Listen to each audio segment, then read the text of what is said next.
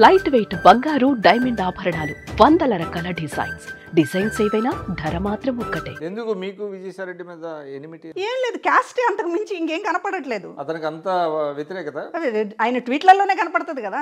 అంటే ఇప్పుడు నేను కులం చూడలేదు, నాలో కులం చూసిన తర్వాత ఇంత ద్వేషించిన తర్వాత పోనీ కింది స్థాయిలో కొంత క్యాడరు కింది సోషల్ మీడియాలో ఏదో అట్లాంటి జగన్ గారి దగ్గర కనబడిందా మీకు? నెంబర్ 2 స్థానంలో ఉండి కూడా పెద్దిరెడ్డి గారు కావచ్చు, చాలా కులం పేరుతోటి ఎదురుగా మాట్లాడుతూ అవమానిస్తున్నప్పుడు వీళ్ళు ఇంటెన్షన్ అంటే క్లియర్గా అర్థమవుతుంది.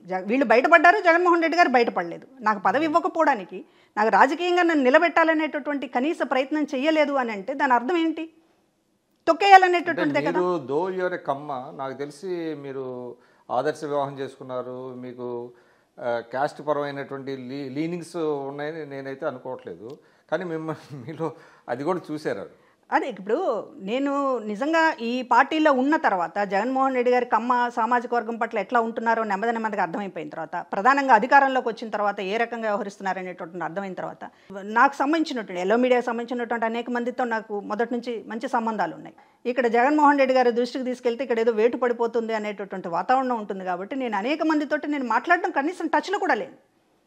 కనీసం అభిప్రాయాలను షేర్ చేసుకోవడం కానీ లేకపోతే దీనికి సంబంధించినటువంటి ఒక ఫ్రెండ్షిప్ని కంటిన్యూ చేయడంలో కానీ ఏమీ లేదు. అంటే కంప్లీట్గా నన్ను ఐసోలేట్ చేసేటటువంటి వాతావరణంలో పెట్టి కూడా రాజకీయంగా ప్రమోషన్ ఇవ్వడానికి సంబంధించి ఎందుకు భయపడ్డారు? నేనేం భయపెట్టాను మిమ్మల్ని? ఇది నేను అడుగుతున్నటువంటి క్వశ్చన్.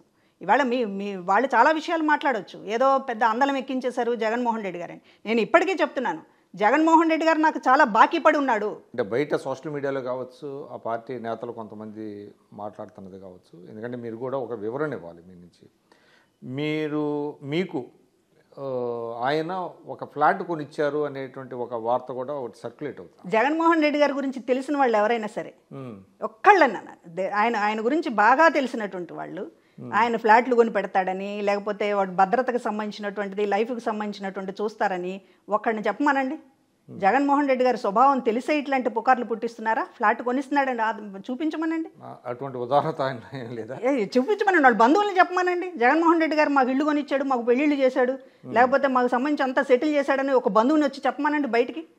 జగన్మోహన్ రెడ్డి గారి స్వభావం తెలిసిన ఎవరైనా సరే ఈ మాట మాట్లాడతారా? ఇది కేవలం ఒక దుష్ప్రచారము, ఒక మసిగుడ్డ ఆవిడతో వేసేస్తే అందుకని ఇంత చేసినా కూడా వెళ్ళిపోయింది అనేటటువంటిది నేనేం మాట్లాడినా క్రెడిబిలిటీ లేకుండా చేయడం కోసం జరిగేటటువంటి ప్రయత్నమే తప్ప ఇలాంటి చిల్లర మాటలు మాట్లాడొద్దండి.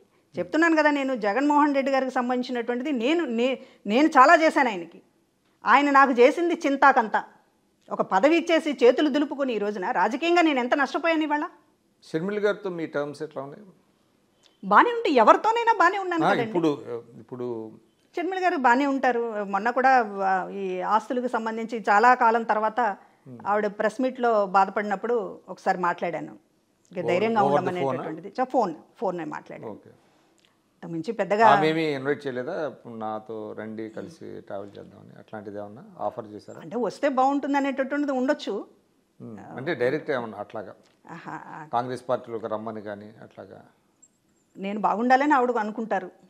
అది మాత్రం అంటే అన్నతో డిఫర్ అయ్యారనే మీ మీద అటువంటి ఫీలింగ్స్ ఏమి ఉండకపోవచ్చా? అట్లేమి ఉండవండి. అట్లేమి ఉంటాయి. జగన్మోహన్ రెడ్డి గారి సంగతి తెలుసు కదా వీళ్ళకి. నన్ను చాలా ఇబ్బంది పెట్టారనేటటువంటిది వాళ్ళు షర్మిల గారు తెలంగాణలో పార్టీ పెట్టకముందు కూడా అక్క నువ్వు ఎమ్మెల్సీ విషయం కొంచెం నాతో పట్టుబట్టించి ఉంటే కొంచెం బాగుండేదేమో అని కూడా అంటే, నేను జగన్మోహన్ రెడ్డి గారు ఇచ్చినప్పుడు ఇస్తారు.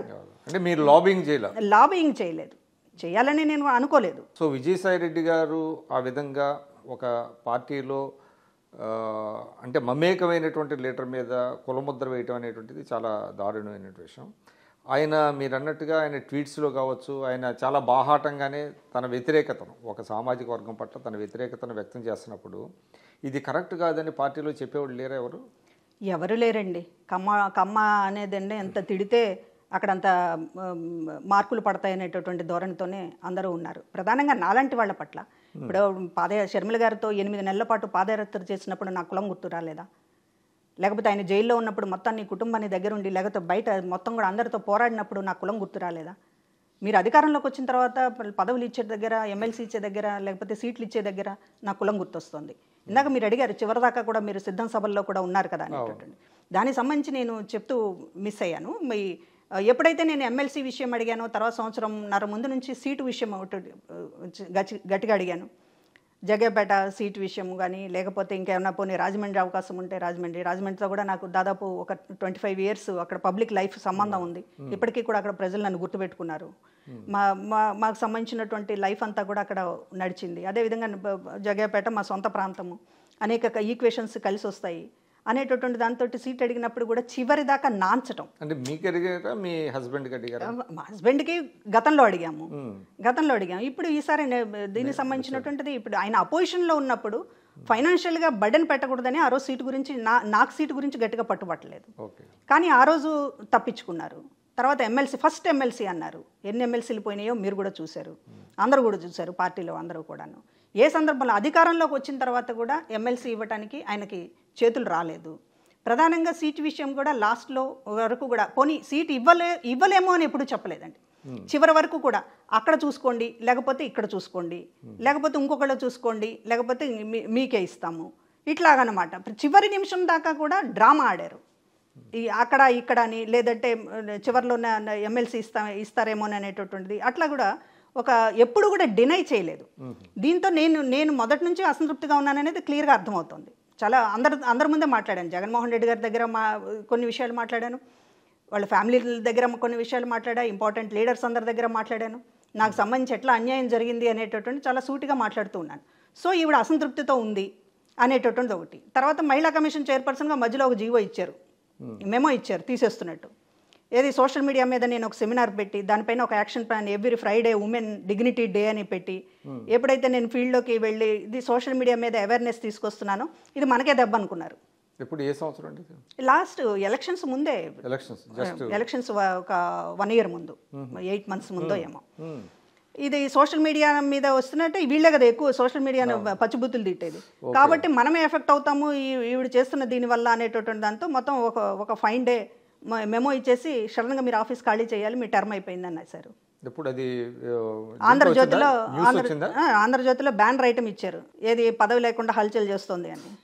అది వచ్చేదాకా మనకు తెలియలేదు మెమో ఇచ్చినటువంటి విషయం. ఆ మెమో ఆంధ్రజ్యోతి కథనం రావడంతో మళ్ళీ విత్డ్రా చేసుకున్నారు ఆ సాయంత్రానికి. నేను దాని మీద నేను ఆ రోజు సూటిగా అడిగాను. ఆ రోజు ప్రిన్సిపల్ సెక్రటరీ లీవ్లో ఉన్నారు.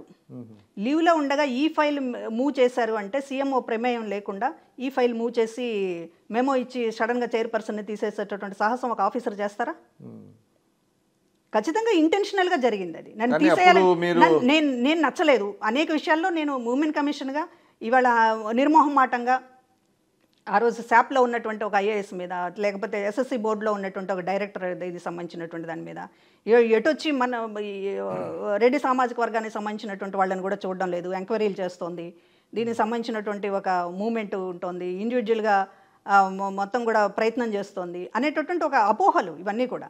ఇప్పుడు ఎక్కడా కూడా జగన్మోహన్ రెడ్డి గారి మాట కాదని లేదు, ఆయన పొలిటికల్గా విమర్శించలేదు అనేటటువంటి బాధ ఉందేమో అనే దానితో వీలున్నంత వరకు, అవకాశం ఉన్నంత వరకు చంద్రబాబు నాయుడు గారికి సంబంధించినటువంటి దాంతో ఒక ఎఫర్ట్ పెట్టాము. ఈ జగన్మోహన్ రెడ్డి గారు హర్ట్ కాకుండా చాలా జాగ్రత్తగా వ్యవహరించాల్సి వచ్చింది. లేకపోతే షర్మిల బ్రాండ్ అనేటటువంటిది పోగొట్టుకోవడానికి కాస్త భారత్కి సంబంధించినటువంటిది మాట్లాడాల్సి వచ్చింది. ఇన్ని జాగ్రత్తలు తీసుకున్నా కూడా నన్ను కార్నర్ చేయటం ఖచ్చితంగా ఇది ముఖ్యమంత్రి ప్రమేయం లేకుండా ముఖ్యమంత్రి సీఎంఓ ఆఫీస్లో చీమ చిటుకు మనదు. జగన్మోహన్ రెడ్డి గారికి తెలియకుండా సీఎంఓలో వాళ్ళు నన్ను తీసేస్తారని నేను ఎలా